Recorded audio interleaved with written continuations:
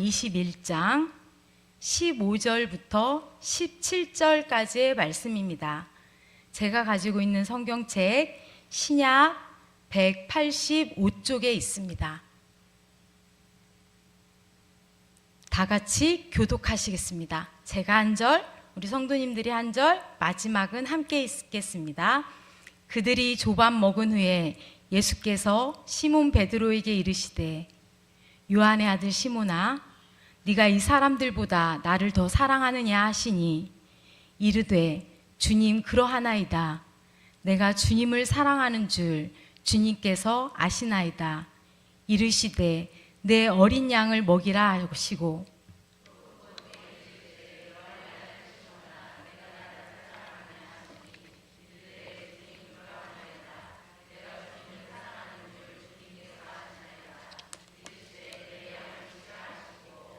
세 번째 이르시되 요한의 아들 시몬아 네가 나를 사랑하느냐 하시니 주께서 세 번째 네가 나를 사랑하느냐 하심으로 베드로가 근심하여 이르되 주님 모든 것을 아시오매 내가 주님을 사랑하는 줄을 주님께서 아시나이다.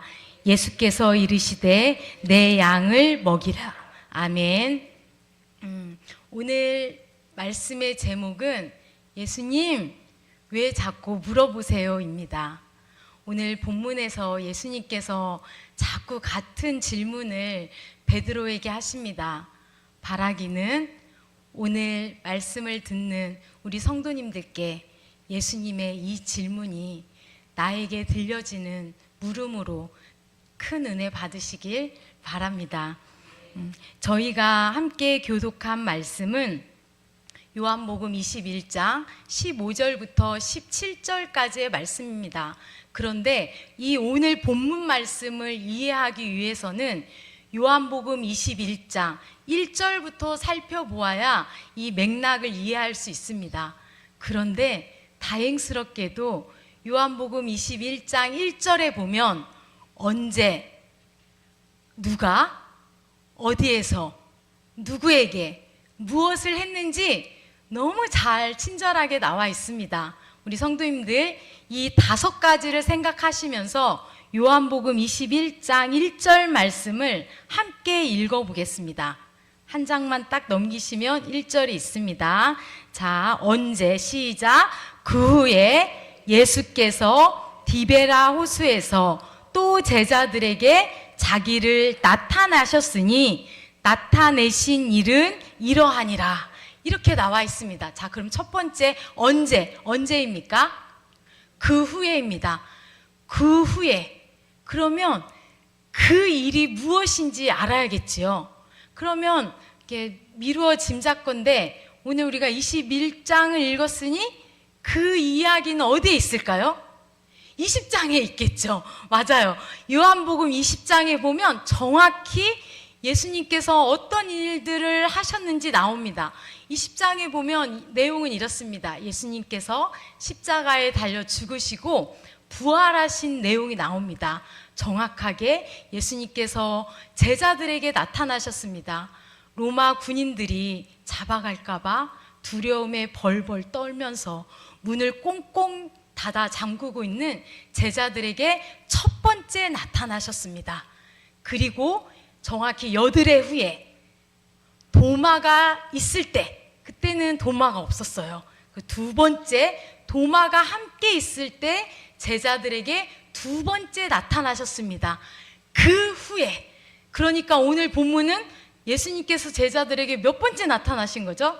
세 번째. 오늘 우리가 읽진 않았지만 14절 말씀에 보면 그 후가 언제인지 아주 정확하게 나옵니다. 14절 말씀을 제가 읽겠습니다.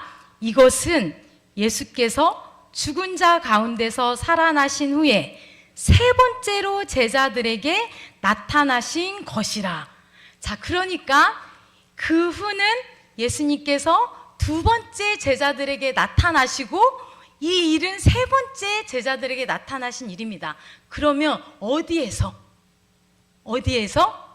디베라 호수에서. 우리가 말하는 디베라, 여기서 나온 디베라는 갈릴리 서쪽에 있는 도시를 가리키기 때문에 우리가 흔히 잘 아는 갈릴리 바다랑 같은 곳이에요. 디베라 바다라고도 하고 갈릴리 바다라고 합니다. 그럼 누가? 예수께서 누구에게? 제자들에게 나타나셨습니다. 1절은 제자들이라고만 나오지만 바로 2절에는 그 제자가 누구인지 설명하고 있습니다. 시몬 베드로, 도마, 나다나엘, 세베대의 아들, 그러니까 베드로, 안드레, 야고보, 요한, 그리고 다른 제자 2명. 그래서 총 몇 명이죠? 7명. 7명의 제자들에게 예수님께서 부활하신 후 3번째 나타나셨습니다. 그런데 이 제자들을 가만히 살펴보니 죄다 예수님께서 십자가에 달려 죽으시던 날 나 몰라라 도망했던 도망자, 예수님 저 몰라요 라고 부인한 배신자, 예수님이 돌아가신 후 자기들도 잡혀갈까 봐 문을 꽁꽁 잠그고 있었던 겉보들이네요. 어떻게 보면 예수님의 제자로서 실패한 제자들이었습니다. 이들은 분명 예수님이 십자가에 달리신 그 모습을 보았고, 우리가 20장을 살펴본 대로 이들은 분명 예수님께서 부활하셔서 2번이나 나타나신 것을 본 제자들입니다. 더군다나 예수님이 나타나셔서 이 제자들에게 이렇게 얘기했습니다. 성령을 받아라. 아버지께서 나를 보내신 것처럼 나도 너희를 보내노라. 그랬음에도 불구하고 이 7명의 제자들은 내가 무엇을 해야 될지, 어떻게 살아야 될지 모르고 과거의 모습, 어부의 모습으로 돌아갔습니다. 3절에 보면 베드로가 이렇게 말해요. 나는 그냥 물고기나 잡으러 가야겠어. 그러니까 다른 제자들도 우리도 함께 가자 하면서 배에 오릅니다. 이렇게 배에 올라서 자기들의 생업이었던 어부의 자리로 돌아간 이 제자들이 과연 성공적이었습니까? 이들은 밤새 그물을 던졌지만 물고기 한 마리 잡지 못했습니다. 그렇게 말씀에 쓰여 있습니다. 밤새 아무것도 잡지 못했다. 결국 그들은 가장 잘할 수 있다고 생각했던 생업의 자리로 돌아갔지만 빈손, 빈 그물, 빈 배뿐이었습니다. 그들은 고기 한 마리 잡지 못한 채 날을 셉니다. 그런데 그때 예수님께서 찾아오십니다. 그러면서 묻습니다. 얘들아, 물고기가 있느냐? 대답하되 없나이다. 예수님의 제자들은 생업의 자리에 돌아갔지만 예수님을 떠난 제자들은 아무것도 할 수 없었고 더 이상 성공적이지 못했습니다. 예수님이 안 계시는 세상의 수고는 빈 그물이었습니다. 나는 포도나무요, 너희는 가지니 그가 내 안에, 내가 그 안에 있으면 나는 열매를 많이 맺나니 나를 떠나서는 너희가 아무것도 할 수 없습니다. 그렇습니다. 예수님을 떠난 인생, 우리의 인생은 무력한 존재, 낙심한 어부의 모습입니다. 하지만 꼭 기억하십시오. 그때 바로 예수님께서 찾아오십니다. 할렐루야. 그리고 그렇게 우리를 찾아오신 예수님께서 말씀하십니다. 그물을 배 오른편에 던져라. 그러면 잡으리라. 그렇게 예수님의 말씀에 순종하였더니 물고기가 많아 그물을 들 수가 없었다고 나옵니다. 우리의 인생은 예수님을 떠나면 빈손, 빈 그물이지만 그 빈 그물을 가득 채우시는 분은 예수님인 줄을 믿습니다. 마가복음 14장에 보면 이런 이야기가 나옵니다. 예수님께서 마지막 만찬 후에 예수님이 잡히시기 전에 제자들과 마지막 만찬을 하시면서 이런 말씀을 하십니다. 너희들이 나를 다 버리고 도망갈 거다. 이렇게 예수님이 이미 아신 거죠. 제자들의 배반에 대한 경고를 하십니다. 그때 베드로가 말합니다. 예수님! 모두들 예수님을 버릴지라도 저는 예수님을 버리지 않겠습니다. 그러자 예수님께서 다시 말합니다. 베드로야, 오늘 밤 닭이 2번 울기 전 네가 나를 3번 부인하리라. 그때도 베드로가 말합니다. 예수님, 모두가 예수님을 버릴지언정 저는 절대 예수님을 버리지 않겠습니다. 예수님과 함께 죽겠습니다. 이렇게 힘있게 말합니다.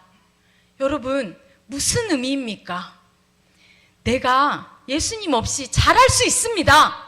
내 의지로, 내 열정으로, 내 노력으로 잘할 수 있다는 사람을 예수님이 사용하지 않습니다. 예수님은 우리의 노력과 우리의 의지와 우리의 열정이 아닌 예수님이 함께 하시고 그 예수님의 말씀에 순종하는 그 사람을 사용하시는 줄을 믿습니다. 그리고 예수님께서는 그 배, 그 빈 그물을 채우시는 줄로 믿습니다. 이렇게 제자들을 찾아오신 예수님께서는 춥고 지치고 배고픈 제자들을 위해 숯불을 피우시고 생선을 굽습니다. 그렇게 따뜻하게 생선을 먹이시고 떡을 먹이시고 오늘 본문 말씀처럼 이제 예수님께서 베드로에게 묻습니다. 요한의 아들 시몬아, 네가 다른 사람보다 나를 더 사랑하느냐? 요한의 아들 시몬아, 네가 다른 사람들보다 나를 더 사랑하느냐? 요한의 아들 시몬아, 네가 나를 더 사랑하느냐? 이렇게 똑같은 질문을 하십니다. 예수님, 그렇습니다. 내가 예수님을 사랑하는 것을 예수님이 아십니다. 베드로는 동일한 대답을 합니다. 그러자 예수님이 뭐라고 말씀하십니까? 내 어린 양을 먹이라. 내 양을 치라. 내 양을 먹이라 말씀하십니다. 예수님께서는 낭망하고 실패한 베드로를 찾아오셔서 나를 사랑하냐고 물으시면서 내 양을 먹이라는 사명을 다시금 주시고 사명자로 다시 세우십니다. 예수님은 결코 베드로의 잘못을 조목조목 따져 묻지 않으셨습니다. 네가 왜 나를 부인했는지, 부활 후 2번씩이나 나를 봤으면서 왜 이렇게 믿음이 부족한지, 왜 다시 어부의 모습인지 나무래지 않으셨습니다. 꾸짖지 않으셨습니다. 단지 나를 사랑하냐고 물으십니다. 그렇게 3번이나 물으십니다. 예수님, 왜 자꾸 물어보세요?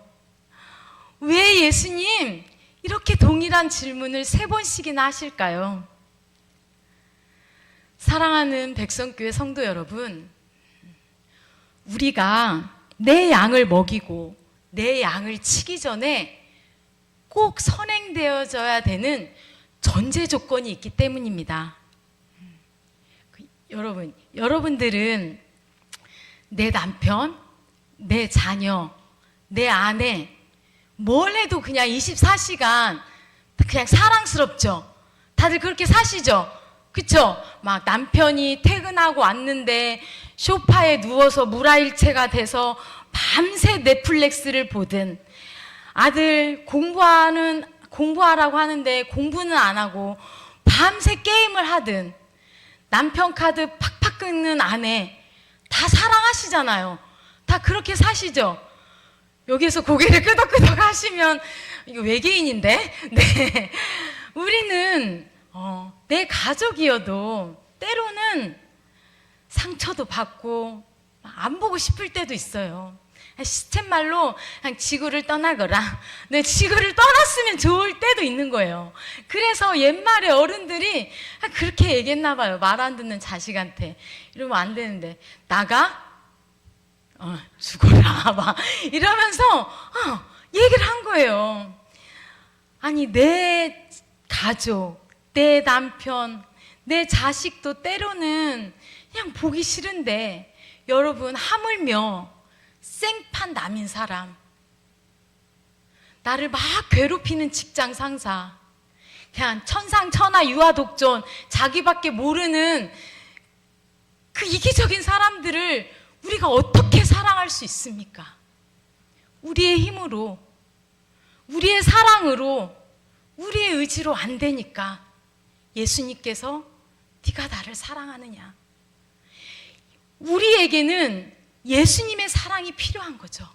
예수 그리스도의 사랑, 예수님의 사랑이 필요하기 때문에 예수님께서는 베드로를 사명자로 세우시기 전에 네가 나를 사랑하느냐?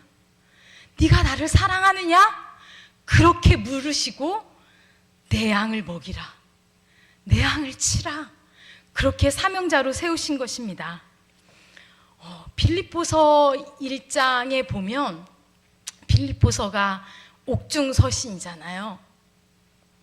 바울이 자기가 죽음을 앞두고 그 로마 감옥에 갇혀서 자기가 사랑하는 빌립보 교인들을 향해서 편지를 씁니다. 그러면서 빌립보서 1장 8절에 무슨 말을 하냐면, 내가 그리스도의 심장으로, 내가 그리스도의 심장으로 너희를 얼마나 사랑하시는지 하나님께서 내 증인이라. 바울이 죽음 앞에서 그 빌립보 성도들을 생각하면서, 빌립보서가 그 애칭이 뭐죠? 기쁨의 서신이에요. 뭐 기뻐할 게 뭐가 있겠어요.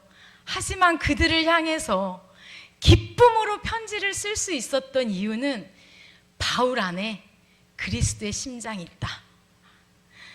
그가 위대해서가 아니라 예수 그리스도의 심장으로 그들을 사랑했기 때문에 그렇게 기쁨의 편지를 쓸 수 있었습니다. 2026년 백성교회 우리 성도님들을 항종직 직분자로, 부서장으로, 때로는 구역장으로, 집사로, 교사로 세우셨습니다. 예수님께서는 우리를 사명자로 부르셔서 아직 예수님을 알지 못하고 방황하는 양들을 위해, 성도였다가 실족되어 잃어버린 양들을 위해, 죄 가운데 살아가는 불쌍한 양들을 돌보라고, 그들을 다시 선한 목자의 품으로 인도하라고 우리를 사명자로 부르셨습니다. 저는 여기 와서 알았습니다. 담임 목사님한테 물어봤어요. 목사님, 백성교회 뜻이 뭡니까? 그랬더니 100배로 부흥하여 선교하는 교회래요. 그래서 제가 속으로 생각했어요. 와, 패기 있다. 너무 호기롭게 이름을 지은 건 아닌가? 아니, 10배도 아니고 20배도 아니고, 성경에 보면 30배, 60배, 100배 이렇게 가는데 이 교회는 단방에, 한 방에 100배로 부흥하여, 이게 가능한가? 오기 전에 네 그렇게 생각을 했습니다. 그런데 제가 이제 딱 2주 지났거든요. 짧지만 2주 지나면서 생각했습니다. 가능할 것 같은데? 네, 그런 생각이 들더라고요. 이유는 딱 4가지인데요. 첫 번째, 우리 성도님들이 너무 사랑이 많으세요. 제가 첫 번째 온 날 성고영 신예배 때 왔는데 집 나간 딸 돌아온 것처럼 너무 환대해 주시는 거예요. 안아주시고 이쁘다고 해주시고. 솔직히 반백살 넘은 제가 뭐가 이쁘겠어요. 근데 그냥 앞으로 우리 식구거니, 우리 가족이거니 생각하니까 사랑해 주시는 거겠죠. 그리고 우리 장로님들 얼마나 인격이 좋으시고 겸손하신지 제가 위로받고 살아요. 리스펙. 정말 세계 최강 우리 장로님들. 그리고 저도 어디 가면 제 열정이 남보다 뒤지지 않는데 우리 부서장님들, 와, 교육부 부서장님들은 그 열심과 열정이 너무 존경스러운 거죠. 지금도 우리 유치부 부장님은 교육자 없이 설교하시잖아요. 그쵸? 그리고 무엇보다도 우리 담임 목사님, 이 젊은 담임 목사님이 계속 비전을 선포하시는 거예요. 그리고 모르면 모를까 아마 저분 뼈를 갈아서라도 지금 이 교회를 위해서 일하고 싶을 거예요. 이렇게 모든 게 박자, 3박자, 4박자가 맞는데 어떻게 100배로 부응하지 않을 수가 있겠습니까? 그쵸? 아멘. 자, 우리에게 이렇게 하나님께서는 우리에게 새로운 비전을 허락하여 주시고 사명자로 세워주셨습니다. 사랑하는 우리 성도 여러분, 수고하고 지친 우리들에게, 이 저녁에게 예수님께서 찾아오셔서 야, 또 많은 거 해라 잔소리하지 않으시고 단지 나를 사랑하냐? 나를 사랑해라, 그렇게 말씀하십니다. 우리에게 예수님의 심장이 있기를 바랍니다. 우리에게 예수님의 사랑이 있기를 바랍니다. 그래서 그 예수님의 사랑으로 서로 사랑하고 서로 세워주고, 허다한 연약함이 왜 없겠어요? 그쵸? 그 허다한 연약함을 덮어주고 서로 그렇게 손잡고 이렇게 100배로 부응하는 백성교회 성도님들이 되시기를 주님의 이름으로 축복합니다. 이 시간 주님 뜻대로 살기로 했네. 찬양하시면서 기도의 자리로 나가겠습니다. 말씀을 두고 기도하겠습니다. 하나님, 저희는 주님을 떠나서는 빈손, 빈 그물, 빈배일 수밖에 없는 그런 나약한 존재들입니다.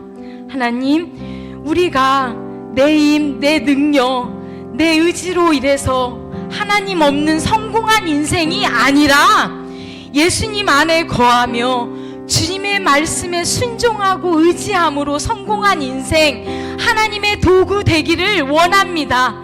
하나님, 우리에게 예수 그리스도의 심장을 주시옵소서.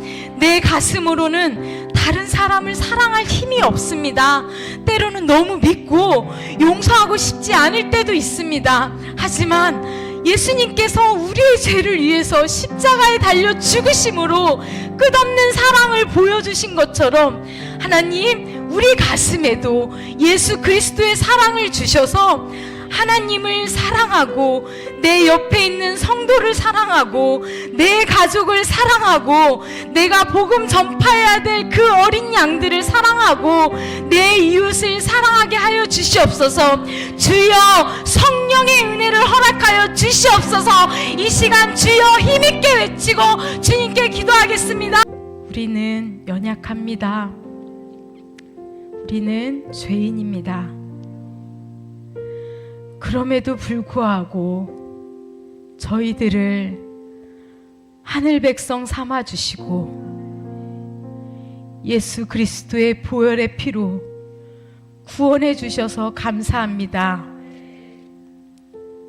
오늘도 지치고 무거운 발걸음으로 예배를 사모하여 달려나온 저희들에게 꼭 안아주시며 사랑한다 말씀해 주셔서 감사합니다. 네가 나를 사랑하느냐? 라고 물어봐 주셔서 감사합니다. 네, 예수님, 제가 예수님을 사랑합니다. 예수님께서는 아십니다. 저희들은 연약하여 우리의 힘과 사랑으로는 남을 용서하고 사랑할 수 없지만 예수 그리스도의 십자가의 사랑을 우리 가슴에 넘치도록 역사하여 주시고 그 예수님의 사랑으로 사명 감당하게 하여 주시옵소서. 사람을 세우고 천국 복음을 전하고 하나님 나라를 이 땅에 이루는 주님의 귀한 자녀들 되게 하여 주시옵소서. 특별히 백성교회를 뜻이 있어서 세워주셨사오니 백성교회를 통해서 하나님 나라가 이루어지고 이 지역의 구원의 방주 역할을 감당하게 우리를 사명자로 사용하여 주시옵소서.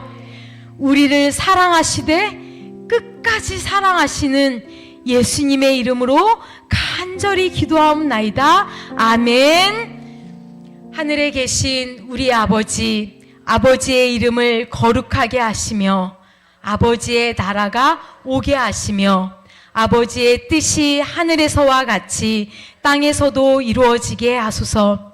오늘 우리에게 일용할 양식을 주시고 우리가 우리에게 잘못한 사람을 용서하여 준 것 같이 우리 죄를 용서하여 주시고 우리를 시험에 빠지지 않게 하시고 악에서 구하소서. 나라와 권능과 영광이 영원히 아버지의 것입니다. 아멘.